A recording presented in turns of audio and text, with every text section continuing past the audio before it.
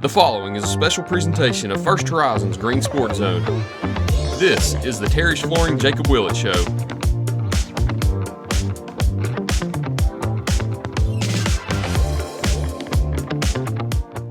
Welcome back to First Horizons Green Sports Zone, and welcome back to this week's edition of the Terry's Flooring Jacob Willett Show, where we cover everything on the diamond out here in Lower Afton with the Chuckey-Doak baseball team. We'll recap the past 3 games and look what's ahead next for the Black Knights on their schedule. But first, we need to go ahead and get a quick break in first.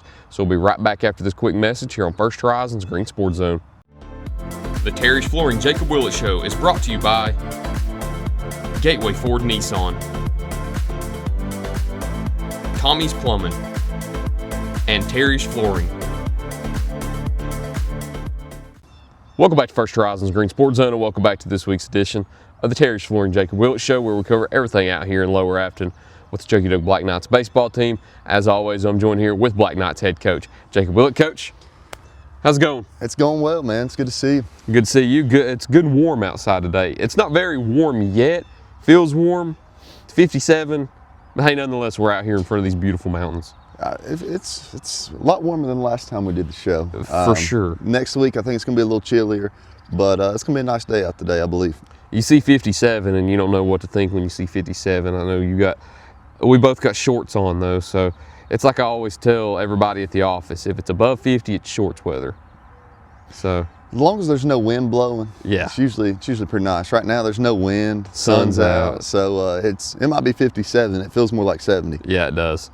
Dew's still on the ground a little bit, doing this bright and early in the morning, but it just makes the mountains behind us look so much better. Glad to be back out here on the field, because I'm not afraid to say it, and I'll say it 1,000 times over. It's probably the best backdrop of any coach's show with the mountains behind us. It's a pretty cool place, man. It's a pretty special place. Very, very privileged to get to coach here and be here every day. You know, I spend a lot of time here, and never gets old seeing those mountains in the background and having this view. And sometimes you forget. Sometimes I forget they're back there too. You just turn around and see them, and man, it's beautiful to look at. You had just one game on here in this 3-game slate that we have to talk about. Traveled to Pigeon Forge and then came back here with West Green before going over there to Malsheim for the second game of that series. We'll start out with Pigeon Forge, though. Resulted in an 8-1 loss. The Tigers once again had the Black Knights number. When you traveled up there to Pigeon Forge, take me through that game last Thursday. We came out pretty hot. We came out of the gates and really put a lot of pressure on them early, and that's a game where, you know, the score might have been 8-1 or whatever it was, but it's really didn't feel like an 8-1 baseball game. I think we had pressure on them the entire game. A couple things go differently. You know, if we get a balanced strike zone for the entire game on both ways, I mean, I feel like it's a 3-2 game, 3-4 game. We make our plays, and now it's a 3-1 game. We probably win it. But, you know, I don't think we played bad. You know, defensively we made some issues. We hit a lot of hard hit baseballs. Also doesn't help when you got, you know, runners in scoring position with 2 outs and a bases loaded spot. Kid gets hit with a breaking ball in the elbow and they call strike 3. So, you know, stuff like that'll affect you. It kills momentum. And then likewise, when you feel like your guy's got to throw it through a tin can to get a strike call, it's like, you know, it makes it tough. And I mean, I'm not one to sit and complain about officiating. I respect the crap out of the officials that we get, man. They, you know, they're tough to come by right now. They're tough to come by, and we're fortunate enough where, you know, the officials that and the umpires that we get in Region 1 for our side here, for our district, you know, we use non-black. He's got fantastic umpires, and I know a lot of them really well. We've had them for the last 3 years. A lot of them are the same guys rolling over year to year, and they do a great job. I didn't know who we had up there. It's the same guys that's always seems like at Pigeon Forge every time we play there. And you know, if you got the same umpires every game, it definitely raises some questions. But you know, it's neither here or there. We didn't play. You know, we made some mistakes and caused some issues for us. But it's one of those games you like to have back. You know, you like to play that game at home.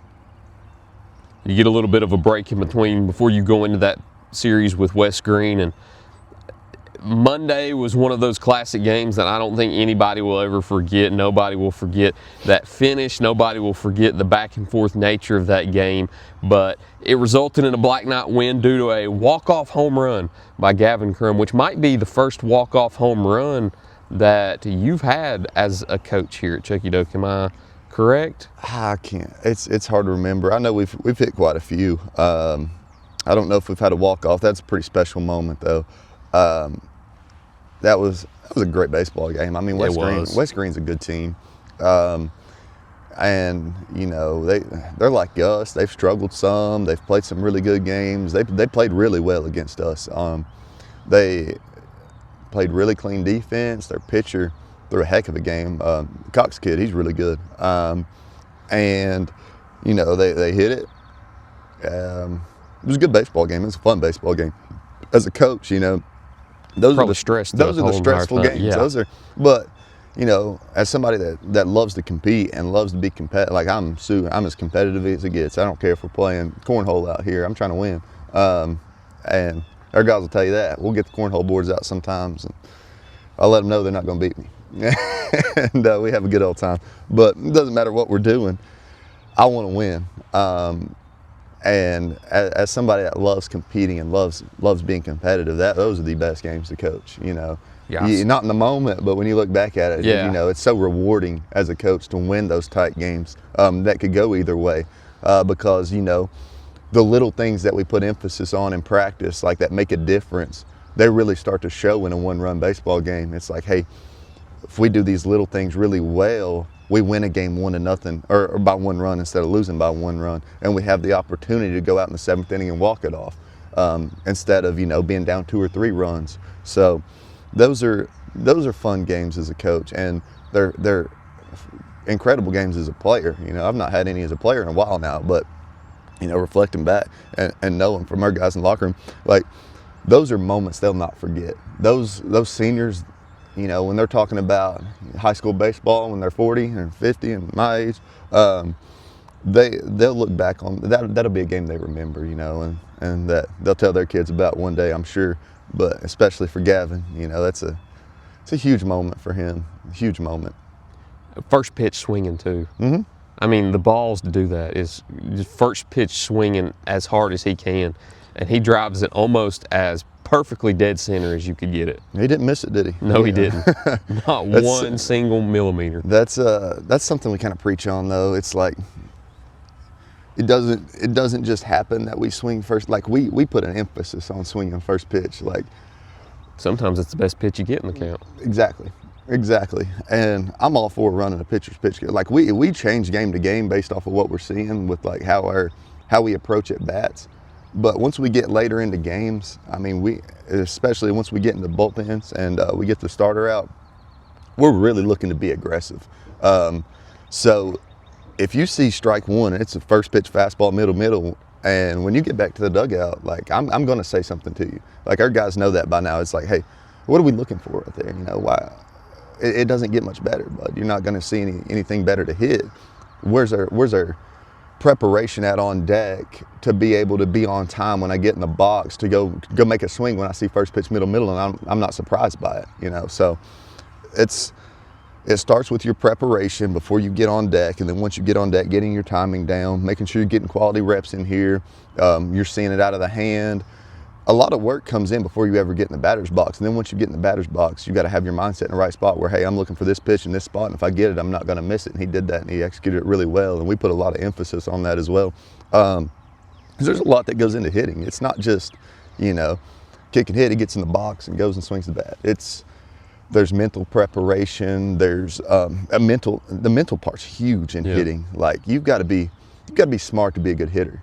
Like there's going to be kids that can hit that don't have an approach, but they're not going to hit consistently. And a lot of our older guys have really grown through that. They didn't have a whole lot of an approach when they were younger. And even talking with our younger guys now, they've never had an approach in their life. They just go in and hit the baseball. There's no thought behind it. Well, when you start seeing better pitching and you start seeing good players that can get you out, and you're not just over talenting everybody, you've got to be able to have an approach, have an adjustment. Okay, I seen first pitch fastball last at bat. I was late. I'm probably expecting again here. Now this kid's pitched me away, or this team's pitched me away for the last day or two. Maybe I'm expecting a fastball middle away here, trying to shoot something in the right center, staying behind it, staying on top of it and through it. Whereas maybe, it's meat of our lineup. They've seen first pitch breaking ball all day. Okay, I'm going to go in looking for something elevated that's hung. If it's a breaker in the dirt, I'm probably going to take it. But if it's elevated, I'm on time with that, and I'm expecting that, and I'm not missing it when I get it. So for him, I know he talked about it a little bit, maybe with you after the game. Yeah, right over there. He's looking for first pitch fastball. Yeah. He got the fastball, and he was expecting it, right? So that's kind of our mental preparation before we get in the box. And it's kind of something we harp on as coaches. It's like, hey, have a plan when you get in the box, because it's going to help you be a lot more successful rather than having no plan. And what a game, too, the back and forth nature. You take a 2-0 lead, they tie it 2-2, then take a 4-2 lead. You tie it 4-4 before then taking a 5-4 lead. They tie it 5-5 in the 7th, and then the walk-off bottom of the 7th. And did you know off the bat that it was gone? Yeah, I think about everybody when it came off the bat knew it was gone. I think right away, I knew. Obviously, you got a little bit of doubt when you see it. You're kind of hoping, but. And the way the baseballs have been flying for everybody else and for you, you kind of have that pessimistic thought, like, is it going or is it going to die? Right. Like Cooper's, I thought had a chance early in the game. Left he hit field. about 2 feet down on the wall. Yeah, left field. Yeah. He was a little early. He got extended one arm. That kid's got a lot of power too, to be able to get an end cap off a one arm swing and hit it off the top of the wall. I mean, he gets the bat around, but he's, I've seen a ton of baseballs hit here. I've probably seen more baseballs hit at this park than I've seen anywhere put together. And I can usually tell right away when a ball's gone or not. Our guys will take BP, be like, oh, that's gone. I'm like, It's hit clean off the fence. And then likewise, when they get one, I'm like, there it is. that one's gone. Well, we can call it early usually, but a lot of it depends with. Well, wind factors a lot here too. I know a lot of people probably don't, like, they see it's a short field and they think, oh, everything flies out of here. Well, a lot of times it does, but sometimes that wind tunnels off that mountain and pushes straight back into your face. And when that happens, ain't a whole lot of balls leave here, because it's not just like a 5-10 mile an hour wind. We get like 30-40 mile an hour gust and wind here, like a lot. And that'll hold everything up. I think we had a game, maybe Crockett earlier in the year here, we hit like 4 or 5 up balls that game that just got held up by the wind, and they hit a couple too where the wind just holds it up. But yeah, the wind plays a huge factor out here at our field. But that one right there, I kind of knew that one was gone. I think the wind, it was blowing in a little bit, but not a ton, and that one was hit pretty on the screws pretty well. Yeah, it left more damage than anybody anticipated too. I don't know what it damaged more, Wes Green or Matthew's vehicle. Well, it tattooed it. I'm sure Matthew will tell you he'll take one for the team. He was a heck of a player when he was here. He's bought into the program, so he'll take one for the team. I appreciate you, Matthew. Hey, we've got a lot of collision and repair and body shops that sponsor Green Sports Zone, so I'm sure that he'll find one of those many loyal sponsors that we have. I think I heard Gary's Paint and Body Gary's ad right before it happened. Maybe you might be right. Yeah, Tusculum Body Shop, CMG Collision Repair. So we've got a lot. So he's got a pick of the litter to choose from right there. But you get that walk-off win and you celebrate. Then you travel to Malsheim on Tuesday and you score right away. Take it from the first inning all the way to the 6th whenever you ruled them. 11-1 victory in Malsheim to pick up a big win and sweep the Buffaloes. What went in to such a dominant win on Tuesday? Tuesday, I think we swung it a lot better. I think Carpenter got banged up here on Monday and wasn't able to throw Tuesday. And, as a coach, like, I feel for Sauceman there. That's a tough spot, because you've got your 1 and 2 that go every Monday, Tuesday. And now you have to make that adjustment rolling in, when you don't have your guy, because he handed me a lineup. Carpenter's pitching. I think Carpenter went out to throw and he couldn't go. And that's so tough on a team when that happens. And I feel for those guys, because when you've got a guy Carpenter's a great pitcher. Yeah. So when you don't have him, it changes a lot about the game. And we ended up, I think the first kid held us pretty well, but later on in the game we got going a little bit. We drew a lot of walks. Had some competitive at bats, fouled a couple balls off, drew a walk, and then the ball started to find holes later on in the game. I think we pieced together a couple runs early. We didn't really break it open until later on in the game, and the ball started finding holes. We lined out a couple times early, and then had a couple drop and drew a couple walks. It opened the game up for us. And Gavin's first bat of that game also, the ball leaves the yard. It just didn't go over the fence without touching the ground first, but a ground rule double. But swinging it pretty well, huh? And then he hit one to center field that was a fly out that probably would have been out again here. Yep. So Yep. Gavin's been swinging it well lately. Everybody really swung it well that game. I think Ben Palazzo had a really good game and had 3 hits. And then big for him bouncing back. I think he struggled on Monday and then bounced back Tuesday with a big game. Randall had a big game that day too, 3 for 4, 2 RBIs, 2 runs. Ben's game 3 for 3, 3 RBIs, 2 runs, and then down here Braxton Lowe, a freshman, 3 for 4 with a run and an RBI. So everybody had a really good game. Even the players that didn't have good games and pieced together a lot of hits still played well in other areas too. I know Cooper C kind of had a tougher day at the plate, going 0 for 3 with a walk. He lined out about every time he hit. Too. Did really good defensively. He swung it well, but he lined out. I mean, it seemed like he lined out over and over. It's just a tough game for him. But I mean, he did well defensively. That's baseball. Oh yeah, he's a really good player. And that's baseball too. Even you can hit it really well and go 0 for 3. Yep. So don't hang up too much on that, Coop, if you're listening. It happens. And I know Dom, he's been, man, that's one. I feel for that kid right now because he's had some tough at-bats lately. It's like he got a strike call on him the other night. And, I mean, he's got a bunch of them. It just seems like. Talking about the plate. Yes. Here? Yes. Yeah. And then it happened again last night, or not last night, Tuesday night. But it seems like every at-bat he's had lately, there's just been. He's either got first pitch breaker that's been really tight and then got, or iffy call and gets behind an account, has to play defense. And that's a kid that we know his bat's going to come around. So he's had a tough go at some at-bats here lately. It's just bad luck, man. Yeah. That's what it is. And I try to tell him that and try to keep his spirits up. But, yeah, that's one that's like, I know his numbers wasn't where we wanted them, but also, I feel for that kid a ton. It's like, you've had some crap luck here, dude. Like, keep grinding, stick with it. You're going to be fine. So, yeah, that's also the one that got hit by the pitch during the pitching forge game the other night and got a strike 3 call. So, yeah, it seems like it's always something with him. I feel for the kid, man. He's in a slump every which way you can think about it. I mean, it ain't even that he's in a slump. It's that he's just getting some tough luck, It's, yeah, so I feel for the kid. He'll come alive, though. I'm not worried about him. He's a player. But, yeah, man, it's baseball's a weird game, It's like there's a lot of preparation that goes into it, then execution, and then on top of the execution, sometimes you can prepare the right way, you can execute the right way, and it still just doesn't work for you.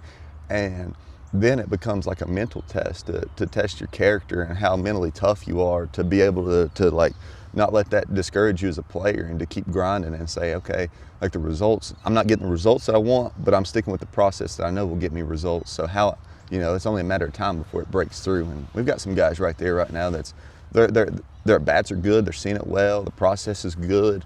They're just lining out, hitting it at somebody, getting, a call that could have went either way, that go against them. And yeah, it's one of those things, man. Baseball's a fun game. It's definitely a test of character. Baseball is weird. Mm-hmm. Baseball is very weird.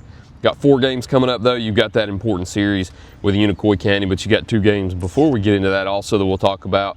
We'll go ahead and discuss those in the second half, though, so don't go anywhere. We'll be right back after this short break to discuss all those games here on First Horizons Green Sports Zone. When it comes to flooring, trust our team at Terry's Flooring. With the largest selection in the area, you're sure to find the perfect look for your home or business. Backed by decades of experience, our unmatched customer service ensures that your project is measured and installed with precision and done right the first time. It's no surprise that Terry's Flooring boasts a 4.8 rating on Google and a 5-star rating on Yelp. Come and see my Popsy's team at Terry's Flooring on Kaiser Boulevard. Terry's Flooring, quality you can stand on. For over 30 years, Tommy's Plumbing has proudly served the Tri-Cities with a personal touch because we're not just plumbers, we're family. From simple faucet repairs to full plumbing repiping, we have the experience and expertise to get the job done right. We also specialize in water heater and tankless water heater installations, helping you find the perfect solution for your home. Our technicians stand behind their work and always leave your space clean and spotless. Looking for a plumber who's fast, professional, and reliable? Call Tommy's Plumbing and let our family take care of yours. At many dealerships, you get what you'd expect. Games, gimmicks, and shady sales tactics. At Gateway Nissan in Greenville, expect the unexpected. Low prices, convenient service, and a great buying experience. Get our Gateway exclusive lifetime powertrain warranty. No worries for life. You deserve the unexpected. It's the #1 reason you gotta get to Gateway. Shop online at GatewayNissanGreenville.com. Or take the super short drive down Highway 11E to Gateway Nissan in Greenville. Welcome back to First Horizons Green Sports Zone, and welcome back to this week's edition of the Terry's Flooring Jacob Willett Show, where we cover everything out in Lower Afton with the Chuckey-Doak Black Knights baseball team. As always, I'm joined here with head coach Jacob Willett.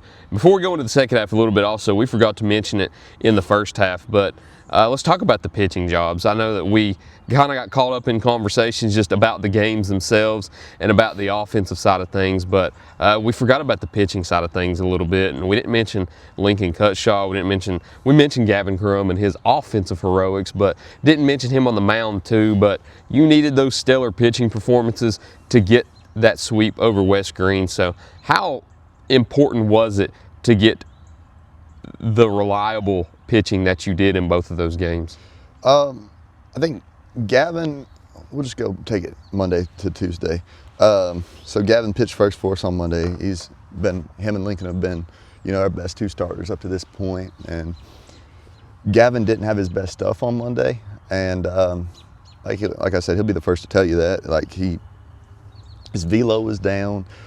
The breaker was kind of loopy. It wasn't as tight as it usually is.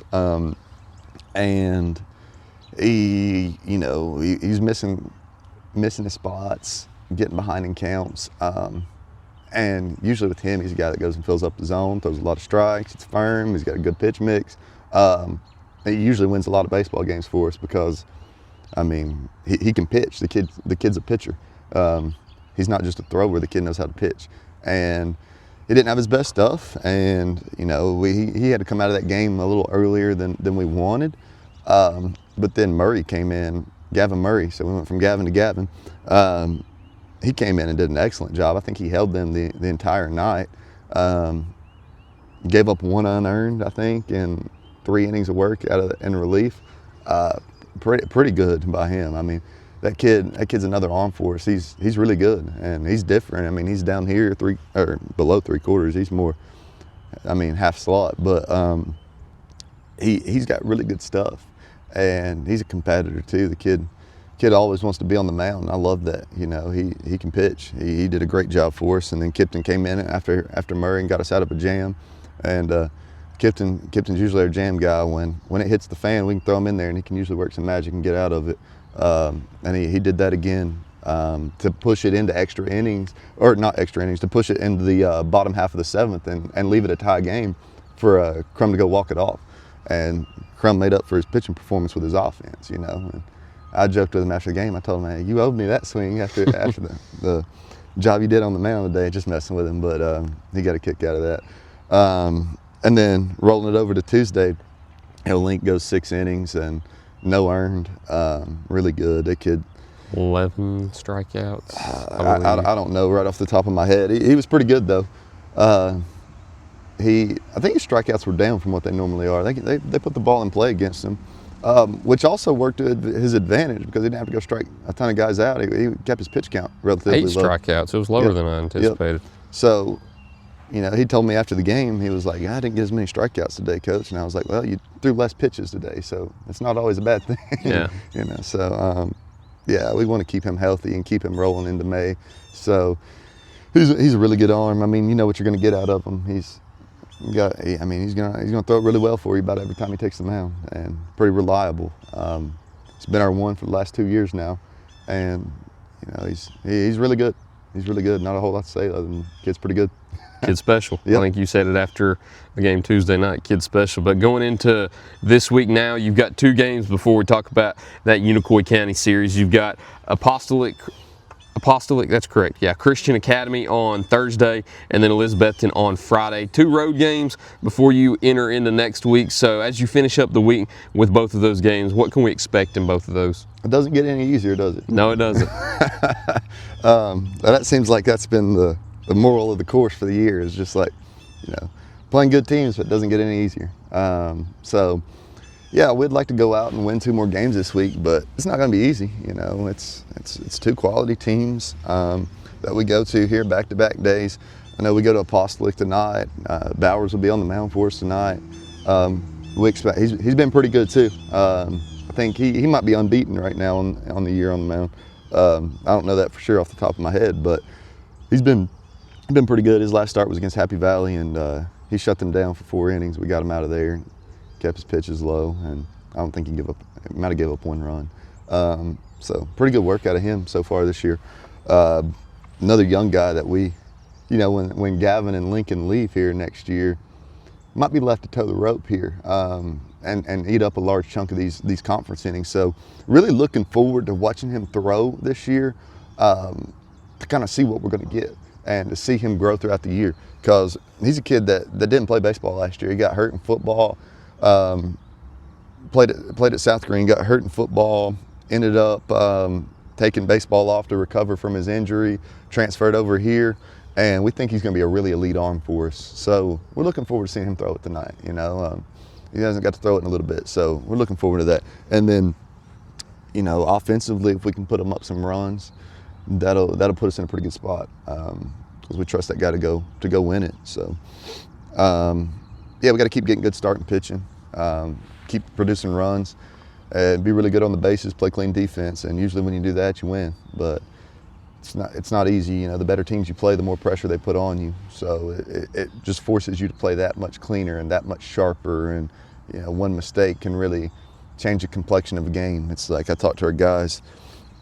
Made a mistake here. We had 2 outs with, I think, runners on first and second. We made a mistake. Should have got out of the inning. Didn't get out of the inning. We go on and put up 4 runs that inning on us, and we lose a game by 2 earlier in the year. So a little mistake cost you big time. Especially when you've got teams that can hit it. So you can't give up free outs. We got to take every out that's given to us, and offensively, we got to put up as much runs as we can, no matter how we got to do it, whether it's we draw walks, we steal bases, we get bunts down, we execute hit and run a hit, bunt and run, whatever it may be to score. And then what can you expect on Friday with Elizabethton? I don't know a whole lot about Elizabethton this year. I know they're talented. I know they're usually good. Yeah. No doubt they're usually good. They're well coached. They're very disciplined. Big win over Science Hill earlier this year, I believe. Yeah, so they're probably pretty good. Yeah. If you beat Science Hill, they're probably pretty good. Yeah. But we love playing those games. Our guys, those are the games that don't reflect well on your overall record, but not so far they haven't, have they? No, but here's the thing with that. That's what helps your overall conference record. Here's the thing with that. I wouldn't play those games if I didn't think we could win those games. Yeah. We're not going and playing Farragut, and that's no disrespect to our guys, but we're just Farragut's not. Farragut, yeah. We're just not doing it because there wouldn't be a whole lot of good come out of that. They got 14 Division I guys in their starting lineup. We're like, good luck, and it's no disrespect to our guys. It's just so they're a top 10 team in the nation. But likewise, we play teams that we think we can beat, and our conference, our non-conference record is horrible, but we lose a lot of close games usually, and so it's one of those things where it's like, if we play how we're capable, our non-conference record looks a little better.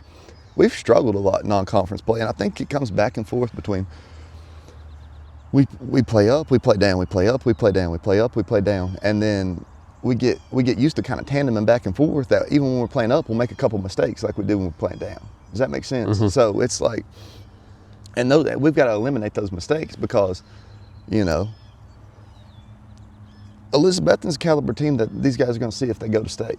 That's a state caliber 2A team, I would assume. So if we want to win at the biggest stage, we've got to start winning these games. And I think we're more than capable of winning these games. There's no reason in the world we should be 0-7 in non-conference play. None. And we blew a lot of these games. We've made mistakes that's cost us in a lot of these games. And then, you know, I just want to see us put it together for 7 innings against somebody that's not a conference opponent. And I challenge these guys every single week with the schedule that we've got, because if I don't challenge them, we don't see growth. And, you know, we play our non-conference games a lot closer now than we did week 1, week 2. And that's, if we play Elizabeth in week 1, they probably run rule us. We play them now, we're probably going to, you know, I would hope to think we got a close game or we can win a game at Friday. So. And then the big one, the Unicoi County series next week.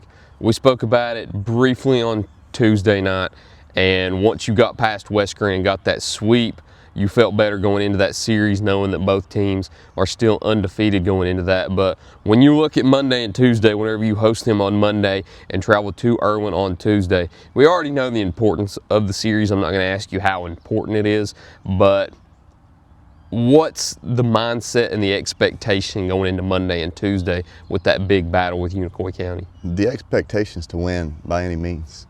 Like that's our expectation.